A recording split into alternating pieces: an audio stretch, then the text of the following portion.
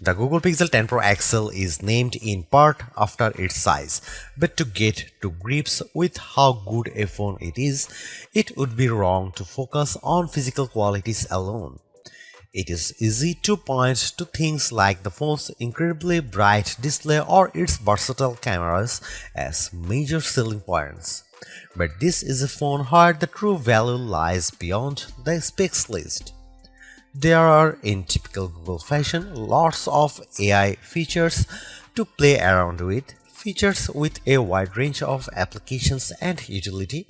It's just a pity that Google seems to have learned some bad habits from Apple in not having all its features ready for launch day. Plus, Google flagship phones' inherent weakness in terms of power remains, even if battery life has improved.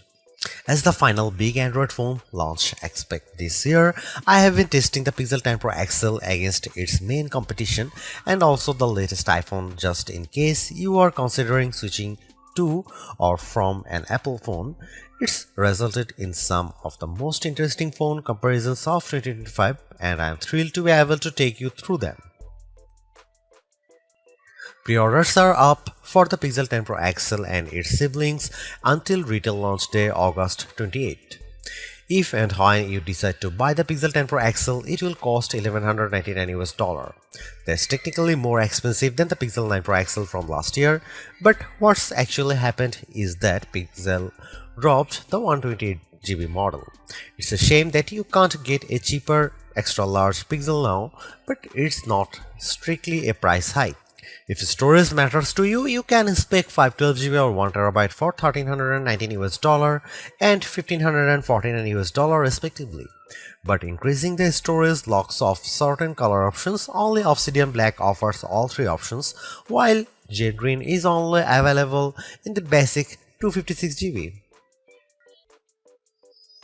You might be surprised to hear that the Pixel 10 Pro XL's camera are identical to the Pixel 9 Pro XL's, at least on paper. The 50MP main, 48MP ultra-wide, 48MP 5x telephoto and 42MP selfie cameras are unchanged from the 2024 model, as all the upgrades are located on the softer side. Here we can see some camera samples of the Google Pixel 10 Pro XL. Let's kick off the comparisons with main camera shot of a cottage.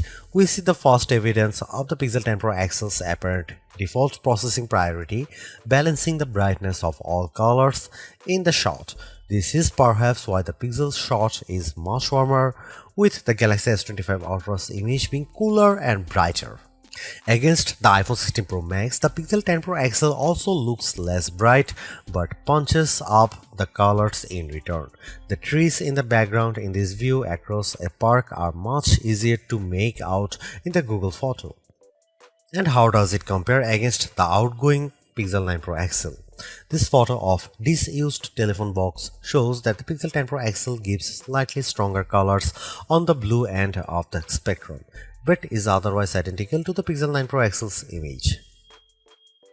In the night mode, with our subject being mini bottle of Henderson's relish, we see the Pixel 10 Pro XL struggle to capture the light compared to the Galaxy S25 Ultra, but the Pixel does have less of a red color caused by the curtains in the room than the S25 Ultra, which could be an advantage in some cases.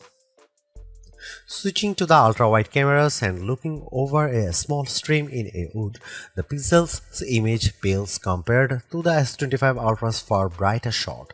This is likely as a result of the Pixel's relatively small sensor not capturing as much light and the post-processing not being able to do enough to compensate. Macro mode also uses the ultra-wide sensor, comparing to the Pixel's effort against of the iPhone 16 Pro Max of a pink flower. The Pixel's shot is darker, again likely because of its small sensor, but the image still has good contrast as we can still make out the detail in the flower's center. The final rear camera on the Pixel we need to look at is the 5x telephoto camera, which I pointed at a breeze over a lake. The Pixel has tried to balance the mix of light and shade in the shot, resulting in an apparent lack of color compared to the S25 Ultra, while the Samsung's shot's richer color of the water is appealing. The breeze is blown out in return.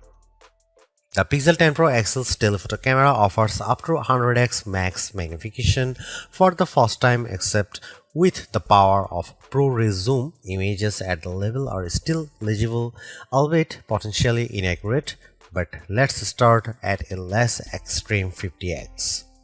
Zooming in on a milestone's curved lettering, it's already obvious that the Galaxy shot is noisier than the Pixel's, but based on my own observation, the Pixel has over-smoothed the stone, removing some of the texture in an effort to clean up the shot. At 100x, this effect is even more noticeable. A stone that's been sitting outdoors for who knows how long is unlikely to be as smooth as the Pixel's shot would have you believe. But in terms of legibility, while both photos still show the lettering clearly, the Pixel shows them in crisper detail. When exporting the images, the Pixel 10 Pro XL conveniently gives you both your original ProRes zoom shot and the processed version, along some interesting comparisons. For instance, we have here a church window about 1000 feet away from where I was standing as I took the photo. It's an impressively sharp shot, but the Pixel's processing system seemed to have read the stone bars between the glass as wood, adding a vertical grain effect. While the detail of the brickwork has been impressively recovered, it shows a big limitation of these generative detail enhancing tools. It shows you what's likely to be there rather than what truly is there.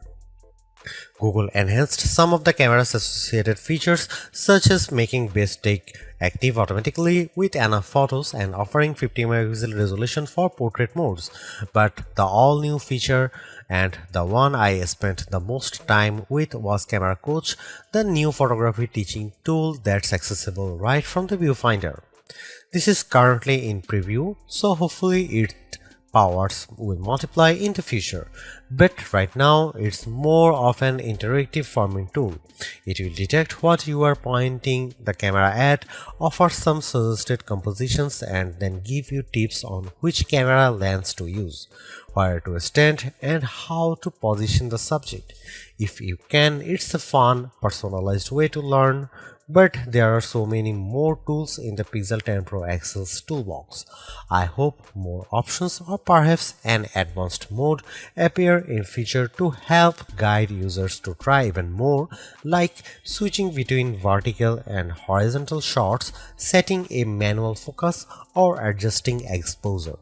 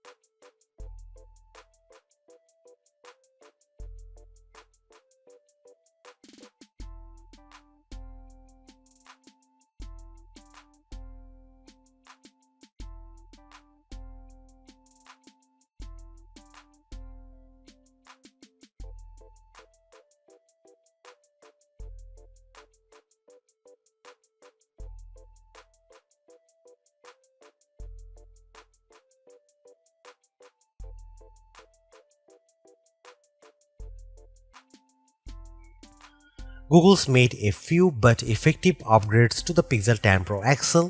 It's a masterclass in efficiency, changing and improving just enough to stay amongst the top of the pack in the most areas.